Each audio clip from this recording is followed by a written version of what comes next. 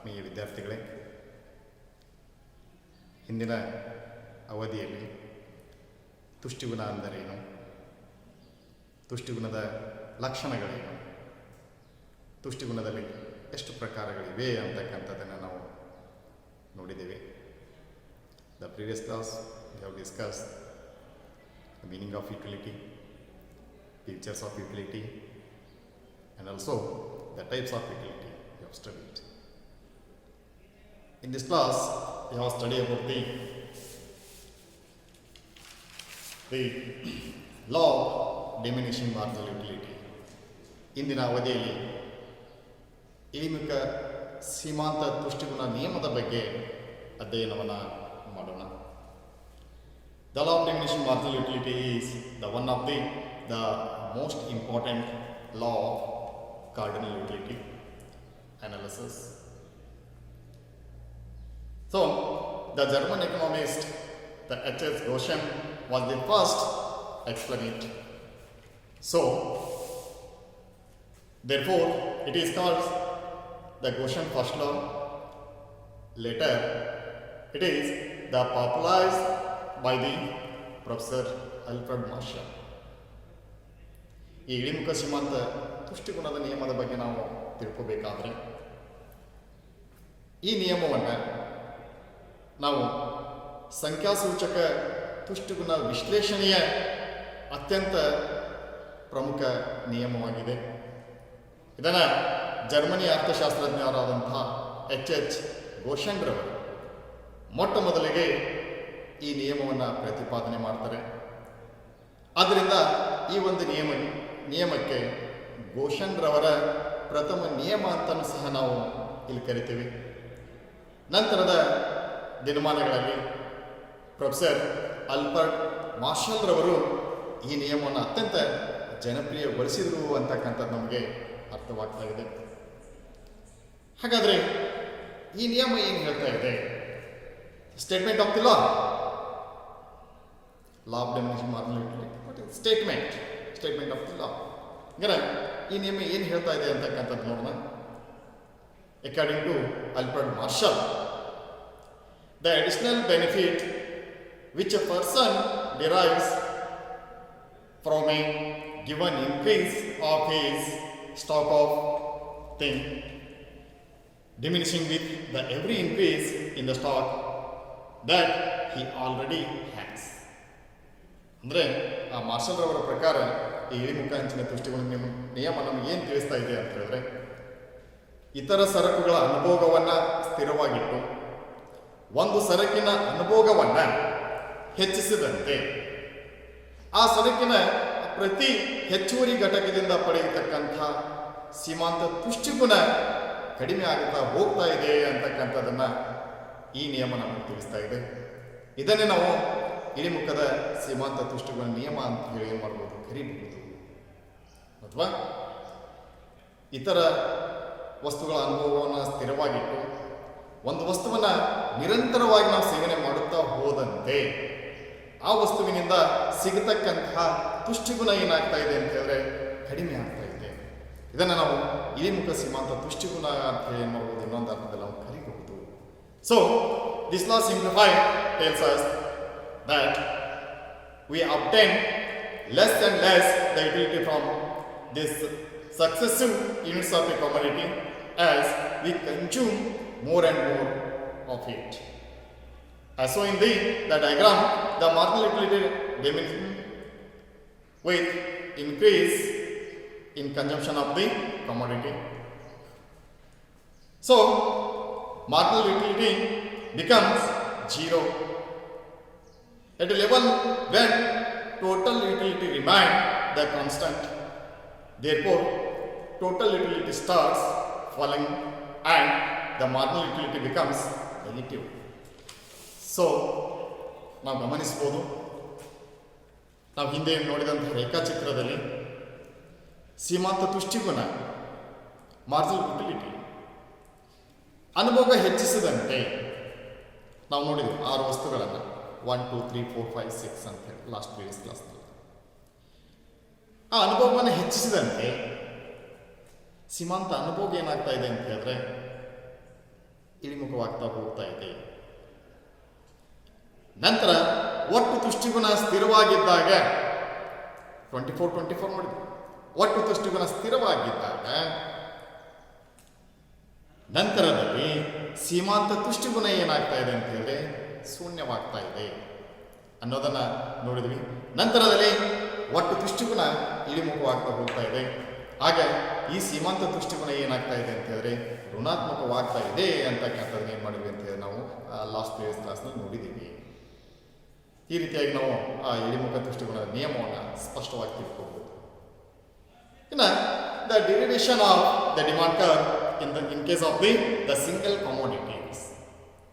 ಒಂದು ಸರಕಿನ ಸನ್ನಿವೇಶದಲ್ಲಿ ಬೇಡಿಕೆ ರೇಖೆಯ ಒಂದು ನಿಷ್ಪತ್ತಿ ಯಾವ ರೀತಿ ಆಗ್ತಾ ಇದೆ. So the cardinal analysis can be use to derive the demand curve for a commodity. The law of demand explains a negative relationship between the price and the quantity of the demand, which is based on the law of diminishing marginal utility. ನಾವು ಗಮನಿಸಿದಾಗ ಒಂದು ಸರಕಿನ ಸನ್ನಿವೇಶದಲ್ಲಿ ಬೇಡಿಕೆ ರೇಖೆಯ ನಿಷ್ಪತ್ತಿಯನ್ನು ನಾವು ಗಮನಿಸಿದಾಗ ಏನು ಹೇಳ್ತಾ ಇದೆ ಇಲ್ಲಿ, ಒಂದು ಸರಕಿನ ಬೇಡಿಕೆ ರೇಖೆಯನ್ನು ಪಡೆಯಲು ಸಂಖ್ಯಾಸೂಚಕ ತುಷ್ಟಿಗುಣದ ವಿಶ್ಲೇಷಣೆಯನ್ನು ನಾವೇನು ಮಾಡ್ಬೋದು ಅಂತ ಹೇಳಿದ್ರೆ ಬಳಸಬಹುದಾಗಿದೆ.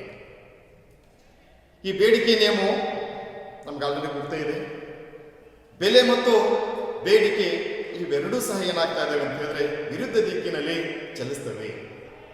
ಬೇಡಿಕೆ ನಿಯಮ ನಮಗೆ ತಿಳಿಸ್ತದೆ, ಬೆಲೆ ಹೆಚ್ಚಿದ್ದಾಗ ಬೇಡಿಕೆ ಕಡಿಮೆ ಇರ್ತಾ ಇದೆ, ಬೆಲೆ ಕಡಿಮೆ ಇದ್ದಾಗ ಬೇಡಿಕೆ ಹೆಚ್ಚಿರ್ತಾ ಇದೆ. ಯಾವಾಗಲೂ ಆಲ್ವೇಸ್ ಬೆಲೆ ಮತ್ತು ಬೇಡಿಕೆ ಇವೆರಡೂ ವಿರುದ್ಧ ದಿಕ್ಕಿನಲ್ಲಿ ಚಲಿಸ್ತಾ ಇದ್ದೇವೆ ಅಂತಕ್ಕಂಥದ್ದು ನಾವು ಗಮನಿಸಿದ್ದೇವೆ. ಯಾಕಂದ್ರೆ ಬೇಡಿಕೆ ನಿಯಮ ಇಳಿಮುಖ ಸೀಮಾಂತ ತುಷ್ಟಿಗುಣ ನಿಯಮವನ್ನು ಏನ್ ಮಾಡಿದೆ ಅಂತ ಹೇಳಿದ್ರೆ ಅವಲಂಬಿಸಿದೆ. ನೋಡ್ರಿ, the law of demand explains a negative relations between the price and quantity of the demand which is based on the law of diminishing marginal utility. ಅಂದ್ರೆ ಬೇಡಿಕೆ ನಿಯಮವು ಇಳಿಮುಖ ಸೀಮಾಂತ ತುಷ್ಟಿಗುಣ ನಿಯಮವನ್ನು ಏನ್ ಮಾಡಿದೆ ಅಂತ ಹೇಳಿದ್ರೆ ಅವಲಂಬಿಸುತ್ತೆ ಅಂತಕ್ಕಂಥದ್ದು ಏನಾಗಿದೆ ನಮ್ಗೆ ಸ್ಪಷ್ಟವಾಗಿ ಗೊತ್ತಾಗ್ತಾ ಇದೆ. ಹಂಗಾರೆ ನೋಡೋಣ, the demand curve is A graphical presentations of law of demand. ಈ ಒಂದು ಬೇಡಿಕೆ ರೇಖೆಯ ಒಂದು ನಿಯಮದ ರೇಖಾತ್ಮಕ ನಿರೂಪಣೆಯನ್ನು ಏನು ಮಾಡೋಣ ಅಂತ ಹೇಳಿ ನಾವು ಇಂದಿನ ಅವಧಿಯಲ್ಲಿ ತಿಳ್ಕೊಳ್ಳೋಣ. ಒಂದು ಕಡೆಗೆ ನೋಡೋಣ ಬೆಲೆ, ಇನ್ನೊಂದು ಕಡೆಗೆ ಬೇಡಿಕೆಯ ಪ್ರಮಾಣ, price, discount, price, the another part belly. Next, the quantity of demand.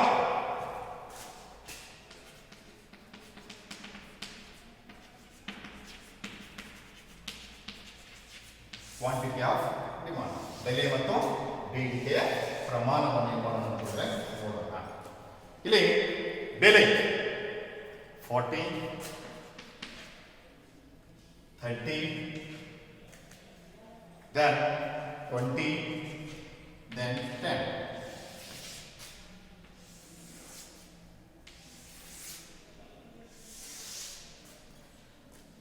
ಬೆಲೆ 40 ರೂಪಾಯಿ, 30 ರೂಪಾಯಿ, 20, 10 ರೂಪಾಯಿ ಅಥವಾ 40ರಷ್ಟು ಬೆಲೆ ಇದ್ದಾಗ ಎಷ್ಟು ಬೇಡಿಕೆ ಪ್ರಮಾಣ ಇರ್ತಾ ಇದೆ, 30ರಷ್ಟು ಬೆಲೆ ಇದ್ದಾಗ ಬೇಡಿಕೆ ಪ್ರಮಾಣ ಎಷ್ಟು ಇರ್ತಾ ಇದೆ, 20ರಷ್ಟು ಬೆಲೆ ಇದ್ದಾಗ ಬೇಡಿಕೆ ಪ್ರಮಾಣ ಎಷ್ಟು ಇರ್ತಾ ಇದೆ, ನಂತರ 10ರಷ್ಟಿದ್ದಾಗ ಬೇಡಿಕೆ ಪ್ರಮಾಣ ಎಷ್ಟು ಇರ್ತಾ ಇದೆ ಅನ್ನೋದನ್ನು ನಾವಿಂದು ಟೇಬಲ್ ಮತ್ತು ರೇಖಾಚಿತ್ರದ ಮುಖಾಂತರ ಏನು ಮಾಡೋಣ ಅಂತ ಹೇಳಿದ್ರೆ ತಿಳ್ಕೊಳ್ಳೋಣ. ಹಂಗಾರೆ ಬೇಡಿಕೆ ನಿಯಮ ನಮಗೆ ಏನು ಇರ್ತಾ ಇದೆ ಅಂತ ಹೇಳಿದ್ರೆ ಬೆಲೆ ಹೆಚ್ಚಿದ್ದಾಗ ಬೇಡಿಕೆ ಕಡಿಮೆ ಇರ್ತದೆ, ಬೆಲೆ ಕಡಿಮೆ ಇದ್ದಾಗ ಬೇಡಿಕೆ ಹೆಚ್ಚಿರ್ತಾ ಇದೆ ಅಂತಕ್ಕಂಥದ್ದು ನಮಗೆ ಸ್ಪಷ್ಟವಾಗಿ ತಿಳಿಸ್ತಾ ಇದೆ. ಹಾಗಾದ್ರೆ ನೋಡೋಣ, ಬೆಲೆ 40 ಇದ್ದಾಗ ಬೇಡಿಕೆಯ ಪ್ರಮಾಣ ಎಷ್ಟು ಇರ್ತಾ ಇದೆ ಅಂತ ಹೇಳಿದ್ರೆ 5ರಷ್ಟು, the quantity of demand 5, then price is 40, then the price 30, so quantity of demand 15, then price 20, quantity of demand 30, then price is 10, quantity of demand is 45. So when price is high, quantity of demand is less. Then price is 10, quantity of demand is 45. ಹಂಗಾರೆ ಆ ಒಂದು ನಿಯಮನ ಬೇಡಿಕೆ ರೇಖೆಯು ಮತ್ತು ಬೇಡಿಕೆ ನಿಯಮದ ರೇಖಾತ್ಮಕ ನಿರೂಪಣೆ ನಾವು ಗಮನಿಸಿದಾಗ ಇಲ್ಲೇನು ಕಾಣ್ತಿದ್ದೇವೆ ಅಂತಂದರೆ ಬೆಲೆ ಹೆಚ್ಚಿದ್ದಾಗ ಬೇಡಿಕೆ ಪ್ರಮಾಣ ಕಡಿಮೆ ಇರ್ತಾ ಇದೆ, ಬೆಲೆ ಕಡಿಮೆ ಇದ್ದಾಗ ಬೇಡಿಕೆ ಪ್ರಮಾಣ ಹೆಚ್ಚಿರ್ತಾ ಇದೆ ಅಂತಕ್ಕಂಥದ್ದನ್ನ ಏನು ಮಾಡ್ತಿದೆ ಅಂತಂದರೆ ಈ ಒಂದು ಟೇಬಲ್ ನಮಗೆ ಸ್ಪಷ್ಟವಾಗಿ ವ್ಯಕ್ತಪಡಿಸ್ತಾ ಇದೆ. ಹಾಗಾದರೆ ಇದನ್ನೇ ಆಧಾರವಾಗಿಟ್ಕೊಂಡು ನಾವು ಆ ಬೇಡಿಕೆ ರೇಖೆಯನ್ನು ಏನು ಮಾಡ್ಬೋದು ಅಂತ ಹೇಳಿದ್ರೆ ರಚಿಸ್ಬೋದು. ಯಾಕಂದರೆ ನೋಡೋಣ, ಪ್ಲೇನ್ y o x. ಯಾಕಂದರೆ ಇಲ್ಲಿ ನಾವು ಗಮನಿಸಿದಾಗ OY ಹಾರಿಜಾಂಟಲ್ ಕರ್ವ್, OY ಲಂಬಾಕ್ಷದ ಜೋಡಿ, ನಾವು ಯಾವ ಮೇಜರ್ ಪ್ರೈಸ್ ಬೆಲೆಯನ್ನು OY ಲಂಬಾಕ್ಷದ ಜೋಡಿ ನಾವೇನು ತೋರಿಸ್ತೀವಿ ಅಂತ ಹೇಳಿದ್ರೆ ಬೆಲೆಯನ್ನು ವ್ಯಕ್ತಪಡಿಸ್ತೀವಿ.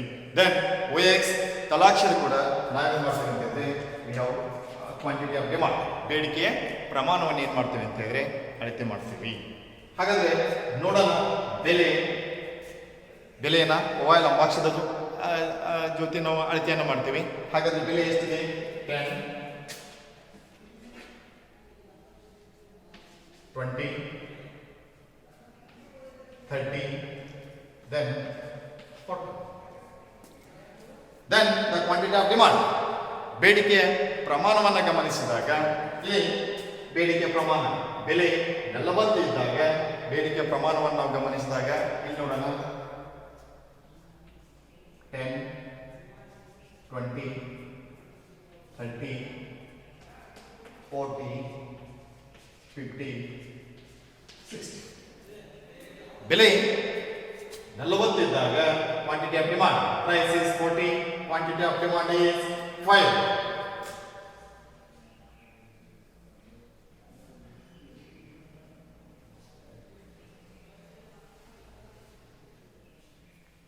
Then price is 30. ಬೆಲೆ 30 ಇದ್ದಾಗ ಬೇಡಿಕೆ ಪ್ರಮಾಣ ಕ್ವಾಂಟಿಟಿ ಆಫ್ ಡಿಮಾಂಡ್ ಇಸ್ 15.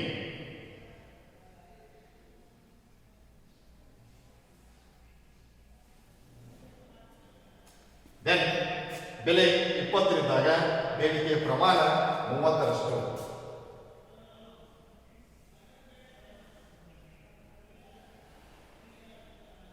ನಂತರ ಬೆಲೆ 10ರಷ್ಟಿದ್ದಾಗ ಬೇಡಿಕೆಯ ಪ್ರಮಾಣ 40ರಷ್ಟಿದೆ, 45ರಷ್ಟಿದೆ. ಬೆಲೆ 10 ಇದ್ದಾಗ ಬೇಡಿಕೆ ಪ್ರಮಾಣ 45.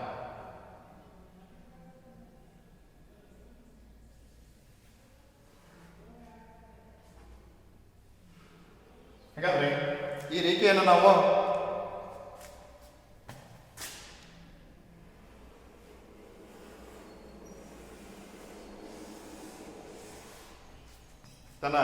ನಾವೇನಂತ ಕರಿಬಹುದು ಅಂತ ಹೇಳಿದ್ರೆ demand curve. This is consider demand curve.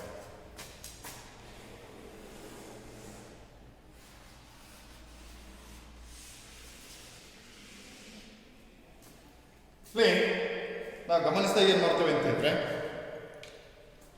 ಬೆಲೆ ಹೆಚ್ಚಿದ್ದಾಗ ಬೇಡಿಕೆ ಪ್ರಮಾಣ ಕಡಿಮೆ ಇರ್ತಾ ಇದೆ, ಬೆಲೆ ಕಡಿಮೆ ಇದ್ದಾಗ ಬೇಡಿಕೆ ಪ್ರಮಾಣ ಏನಾಗ್ತಾ ಇದೆ ಅಂತ ಹೇಳಿದ್ರೆ ಹೆಚ್ಚಿರ್ತಾ ಇದೆ ಅನ್ನೋದನ್ನ ಈ ಒಂದು ರೇಖಾಚಿತ್ರ ನಮಗೆ ಸ್ಪಷ್ಟವಾಗಿ ತಿಳಿಸ್ತಾ ಇದೆ. ಆದ್ದರಿಂದ ಬೇಡಿಕೆ ರೇಖೆ ಒಂದು ಏನಾಗ್ತಾ ಇದೆ ಅಂತ ಹೇಳಿದ್ರೆ ಎಡದಿಂದ ಬಲಕ್ಕೆ ಇಳಿಮುಖವಾಗಿ ಸಾಗ್ತಾ ಇದೆ ಅಂತಕ್ಕಂಥದ್ದು ನಮಗೆ ಏನಾಗ್ತಾ ಇದೆ ವ್ಯಕ್ತಪಡಿಸ್ತಾ ಇದೆ. ಯಾಕೆಂತಂದ್ರೆ ಮೊದಲೇ ನಮಗೆ ಗೊತ್ತಿದೆ, ಬೆಲೆಗೂ ಮತ್ತು ವಸ್ತುವಿನ ಪ್ರಮಾಣ ಬೇಡಿಕೆಗೂ ತದ್ವಿರುದ್ಧವಾದಂಥ ಸಂಬಂಧ ಇದೆ. ಬೆಲೆ ಕಡಿಮೆ ಇದ್ದಾಗ ಬೇಡಿಕೆ ಹೆಚ್ಚಿದೆ, ಬೆಲೆ ಹೆಚ್ಚಿದಾಗ ಬೇಡಿಕೆ ಪ್ರಮಾಣ ಏನಾಗಿದೆ ಅಂತ ಹೇಳಿದ್ರೆ ಕಡಿಮೆ ಇದೆ ಅಂತಕ್ಕಂಥದ್ದು ಏನು ಮಾಡ್ತಿದೆ ಈ ನಿಯಮ ನಮಗೆ ಸ್ಪಷ್ಟವಾಗಿ ತಿಳಿಸ್ತಾ ಇದೆ ಅಂತಕ್ಕಂಥದ್ದು. As a law of diminishing marginal utility states that if the successive unit of a commodity provides the lower marginal utilities, therefore the indivisible will not be the willing to pay as much for each additional unit, and this result in a demand, the sloping demand curve DD as shown in the above diagram. ಯಾಕಂದ್ರೆ ಒಂದು ವಸ್ತುವಿನ ಪ್ರತಿಯೊಂದು ಹೆಚ್ಚುವರಿ ಘಟಕ ಕಡಿಮೆ ಸೀಮಾಂತ ತುಷ್ಟಿಗುಣವನ್ನು ಪೂರೈಸ್ತದೆ ಅಂತಕ್ಕಂಥದ್ದನ್ನು ನಮಗೆ ಈ ಇಳಿಮುಖ ಸೀಮಾಂತ ತುಷ್ಟಿಗುಣದ ನಿಯಮ ಏನು ಮಾಡ್ತಾ ಇದೆ ಅಂತ ಸ್ಪಷ್ಟವಾಗಿ ನಮಗೆ ತಿಳಿಸ್ತಾ ಇದೆ. ಆದ್ದರಿಂದ ಒಬ್ಬ ವ್ಯಕ್ತಿಯು ಪ್ರತಿಯೊಂದು ಹೆಚ್ಚುವರಿ ಘಟಕಕ್ಕೆ ಅಷ್ಟೇ ಪಾವತಿಸಲು ಏನು ಮಾಡಂಗಿಲ್ಲ ಅಂತ ಹೇಳಿದ್ರೆ ಬಯಸೋದಿಲ್ಲವ. ಇದರ ಫಲಿತಾಂಶವೇ ಏನಾಗ್ತಾ ಇದೆ ಅಂತ ಹೇಳಿದ್ರೆ ಇಳಿಮುಖ ಇಳಿಜಾರಿನ ಬೇಡಿಕೆ ರೇಖೆಯನ್ನು ಏನು ಮಾಡ್ತೇವೆ ಅಂತ ನಾವು ಕಾಣ್ತೀವಿ. ಇಳಿಮುಖ ಇಳಿಜಾರಿನ ಬೇಡಿಕೆ ರೇಖೆಯನ್ನು ಏನು ಮಾಡ್ತೇವೆ ಅಂತ ನಾವು ಕಾಣ್ತೀವಿ ಅಂತಕ್ಕಂಥದ್ದನ್ನ ಈ ಒಂದು ಡೈಗ್ರಾಮ್ ಮತ್ತು ಈ ಒಂದು ಟೇಬಲ್ ಕೋಷ್ಟಕ ಏನು ಮಾಡ್ತಾ ಇದೆ ಅಂತ ನಮಗೆ ರೇಖಾಚಕ್ರ ಮತ್ತು ಕೋಷ್ಟಕದ ಮುಖಾಂತರ ನಾವು ಏನು ಮಾಡ್ಬೋದು ತಿಳ್ಕೋಬಹುದು ಅಂತಕ್ಕಂಥದ್ದು. Then the ordinary analysis. ಮುಂದಿನ ಘಟಕಕ್ಕೆ ನಾವು ಹೋದಾಗ ಸ್ಥಾನದರ್ಶಕ ತುಷ್ಟಗುಣ ವಿಶ್ಲೇಷಣೆ. ಹಾಗಾದ್ರೆ ಏನು ಹೇಳ್ತಾ ಇದೆ? The cardinal analysis is simple to understand but suffer from a major drawback in form of the quantifications of the utility in numbers. In real life, we never express utility in form of the numbers. At the most, we can rank the various alternative combinations in terms of having more or the less utilities. ಹಾಗಾದರೆ ನಾವು ಈ ಒಂದು ಸ್ಥಾನದರ್ಶಕ ತುಷ್ಟಿಗುಣ ವಿಶ್ಲೇಷಣೆಯನ್ನು ಗಮನಿಸಿದಾಗ ಏನು ಹೇಳ್ತಾ ಇದೆ? ಈ ಒಂದು ವಿಶ್ಲೇಷಣೆಯಲ್ಲಿ ಸಂಖ್ಯಾಸೂಚಕ ತುಷ್ಟಿಗುಣ ವಿಶ್ಲೇಷಣೆಯನ್ನು ಅರ್ಥ ಮಾಡಿಕೊಳ್ಳಲು ಈ ಒಂದು ಸ್ಥಾನದರ್ಶಕ ತುಷ್ಟಿಗುಣ ಬಹಳಷ್ಟು ಏನಾಗಿದೆ ಅಂತ ಹೇಳಿದ್ರೆ ಸುಲಭವಾಗಿ ನಾವು ಅರ್ಥವನ್ನು ಮಾಡ್ಕೊಳ್ಬೋದು. ಇದರ ಮುಖಾಂತರ ನಮ್ಮ ನಿಜ ಜೀವನದಲ್ಲಿ ನಾವು ತುಷ್ಟಿಗುಣವನ್ನು ಸಂಖ್ಯಾ ರೂಪದಲ್ಲಿ ವ್ಯಕ್ತಪಡಿಸಲಿಕ್ಕೆ ಸಾಧ್ಯವಿಲ್ಲ. ಹೆಚ್ಚಂದ್ರೆ ನಾವೇನ್ ಮಾಡ್ಬೋದು ಅಂತ ಹೇಳಿದ್ರೆ ಹೆಚ್ಚು ತುಷ್ಟಿಗುಣ ಅಥವಾ ಕಡಿಮೆ ತುಷ್ಟಿಗುಣವನ್ನು ಹೊಂದಿದೆ ಅಂತ ಹೇಳ್ಬೋದು. ಯಾವುದಾದ್ರೂ ಒಂದು ವಸ್ತುವನ್ನು ನಾವು ಅನುಭವಿಸಿದಾಗ ಇದು ಹೆಚ್ಚು ತುಷ್ಟಿಗುಣ ಹೊಂದಿದೆ, ಇದು ಕಡಿಮೆ ತುಷ್ಟಿಗುಣ ಹೊಂದಿದೆ. It has the more utility or less utilities we have express ನಾವು ಹೇಳ್ಬೋದು. ಆದರೆ ಒಂದು ವಸ್ತುವನ್ನು ನಾವು ಅನುಭವಿಸಿದಾಗ ಆ ವಸ್ತುವಿನಿಂದ ಎಷ್ಟು ಪ್ರಮಾಣದಲ್ಲಿ ನಾವು ತುಷ್ಟಿಗುಣವನ್ನು ಪಡ್ಕೊಂಡ್ವಿ ಅನ್ನೋದನ್ನು ಸಂಖ್ಯೆಗಳ ಮೂಲಕ ವ್ಯಕ್ತಪಡಿಸಲಿಕ್ಕೆ ಏನಾಗೋದಿಲ್ಲ ಅಂತ ಹೇಳಿದ್ರೆ ಸಾಧ್ಯ ಆಗೋದಿಲ್ಲ ಅಂತಕ್ಕಂಥದ್ದನ್ನ ಏನು ಮಾಡ್ತೀವಿ ನಾವಿಲ್ಲಿ ಗಮನಿಸ್ತೀವಿ. ಹಾಗಾದರೆ ಇಲ್ಲಿ according to ordinal utility the concept utility cannot be the measures but it can only be compared. The consumer is supposed to rank or order the utility obtained from the consumption of the different commodity as the first, second, third, etc. ಅಂದರೆ ಈ ಸ್ಥಾನದರ್ಶಕ ತುಷ್ಟಿಗುಣ ವಿಧಾನದ ಪ್ರಕಾರ ತುಷ್ಟಿಗುಣವನ್ನು ಅಳತೆ ಮಾಡಲಿಕ್ಕೆ ಸಾಧ್ಯವಿಲ್ಲ ಅಂತಕ್ಕಂಥದ್ದನ್ನು ನಾವು ತಿಳ್ಕೊಬೋದು. ಆದರೆ ಆ ಸ್ಥಾನದರ್ಶಕ ತುಷ್ಟಿಗುಣವನ್ನು ಏನು ಮಾಡ್ಬೋದು ಅಂತ ಹೋಲಿಕೆಯನ್ನು ಮಾಡಬಹುದು. ಅನುಭೋಗದಿಂದ ಪಡೆದಂಥ ತುಷ್ಟಿಗುಣದ ಅನ್ವಯಿಕ ವಸ್ತುಗಳನ್ನು 1, 2, 3 ಫಸ್ಟ್, ಸೆಕೆಂಡ್, ಥರ್ಡ್ ಈ ರೀತಿ ಏನು ಮಾಡ್ಬೋದು ಅಂತ ಹೇಳಿದ್ರೆ ನಾವು ಅದನ್ನು ಶ್ರೇಣಿಗಳಾಗಿ ಏನು ಮಾಡ್ಬೋದು ಅಂತ ಹೇಳಿದ್ರೆ ವಿಂಗಡಿಸ್ಬೋದು. ಶ್ರೇಣಿಗಳಾಗಿ ಏನು ಮಾಡ್ಬೋದು ಅಂತ ನಾವು ಪರಿಗಣಿಸ್ಬೋದು. ಈ ರೀತಿಯಾಗಿ ನಾವು ಈ ಒಂದು ಸ್ಥಾನದರ್ಶಕ ತುಷ್ಟಿಗುಣವನ್ನು ತಿಳ್ಕೊಬೋದಾಗಿದೆ ಅಂತಕ್ಕಂಥದ್ದು. ಇನ್ನು ನೆಕ್ಸ್ಟ್ ಕಾನ್ಸೆಪ್ಟ್ ಹೋಗೋಣ. ಯಾವುದಂತ ಹೇಳಿದ್ರೆ ದ ಇಂಡಿಫರೆನ್ಸ್ ಕರ್ವ್, ಔದಾಸೀನ ವಕ್ರರೇಖೆ. ಇಂಡಿಫರೆನ್ಸ್ ಕರ್ವ್ ಏನು ಹೇಳ್ತಾ ಇದೆ? The indifference curve is the locus of the different combination of the two commodities which provide the same level of satisfaction. ನಾವಿಲ್ಲಿ ಗಮನಿಸಿದಾಗ ಏನು ಮಾಡ್ತೇವೆ ಅಂತಂದರೆ ಒಂದೇ ಮಟ್ಟದ ತೃಪ್ತಿ ನೀಡುವ ಎರಡು ಸರಕುಗಳ ವಿವಿಧ ಸಂಯೋಜನಾ ಬಿಂದುಗಳನ್ನು ಸಂಯೋಜಿಸಿದಾಗ ಲಭ್ಯವಾಗುವ ರೇಖೆಯನ್ನು ನಾವೇನಂತ ಕರಿತೀವಿ ಅಂತ ಹೇಳಿದ್ರೆ ಔದಾಸೀನ ವಕ್ರ ರೇಖೆ ಅಂತ ಹೇಳಿ ಮಾಡ್ಬೋದು, ನಾವಿಲ್ಲಿ ಕರಿಬಹುದಾಗಿದೆ.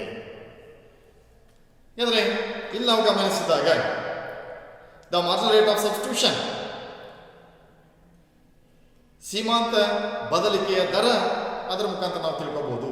Marginal rate of substitution MRS, the rate at which one commodity is substitute for another is known as the marginal rate of substitution, MRS. So MRS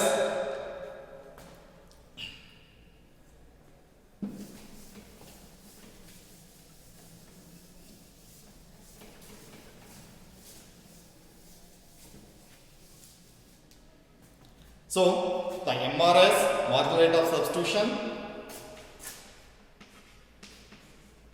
MRS, commodity X and Y, commodity X and Y equal to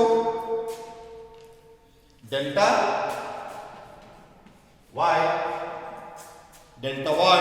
divided by delta X. MRS equal to commodity X, Y equal to delta Y upon delta X. So, according to law of diminishing marginal rate of substitution, MRS is always diminishing in nature. ಇಲ್ಲಿ ಈ ಅನುಭೋಗಿಯ ಒಂದು ಘಟಕದಷ್ಟು X ವಸ್ತುವನ್ನು ಹೆಚ್ಚಿಗೆ ಪಡೆಯಲು ಯಾವ ದರದಲ್ಲಿ ಅಥವಾ ಯಾವ ಪ್ರಮಾಣದಲ್ಲಿ Y ವಸ್ತುವನ್ನು ಎಷ್ಟು ಘಟಕಗಳನ್ನು ತ್ಯಾಗ ಮಾಡಬಹುದು ಅನ್ನೋದನ್ನ ಈ ಸೀಮಾಂತ ಬದಲಿಕೆಯ ದರ ಅಂತ ನಾವೇನು ಮಾಡ್ತೀವಿ ಇಲ್ಲಿ ಕರಿತೀವಿ. ಅಂದರೆ ಒಬ್ಬ ಅನುಭೋಗಿಯು ಒಂದು ಘಟಕದಷ್ಟು X ವಸ್ತುವನ್ನು ಪಡ್ಕೋಬೇಕಾದ್ರೆ ಯಾವ ಪ್ರಮಾಣದಲ್ಲಿ Y ವಸ್ತುವನ್ನು ಬಿಟ್ಟು ಕೊಡಬೇಕು ಅಥವಾ ಎಷ್ಟು ಘಟಕಗಳನ್ನು ತ್ಯಾಗ ಮಾಡಬೇಕು ಅನ್ನೋದನ್ನ ನಾವೇನಂತ ಕರಿತೀವಿ ಅಂತ ಹೇಳಿದ್ರೆ ಸೀಮಾಂತ ಬದಲಿಕೆಯ ದರ ಅಂತ ಏನು ಮಾಡ್ತಾ ನಾವಿಲ್ಲಿ ಕರಿತೀವಿ. ಹಾಗಾದ್ರೆ ಅದನ್ನು ಯಾವ ರೀತಿ ವ್ಯಕ್ತಪಡಿಸ್ತೀವಿ ಅಂತ ಹೇಳಿದ್ರೆ ಸೀಮಾಂತ ಬದಲಿಕೆಯ ದರ ಸೀಮಾಂತ ಬದಲಿಕೆಯ ದರ X ವಸ್ತು Y ವಸ್ತು is equal to delta Y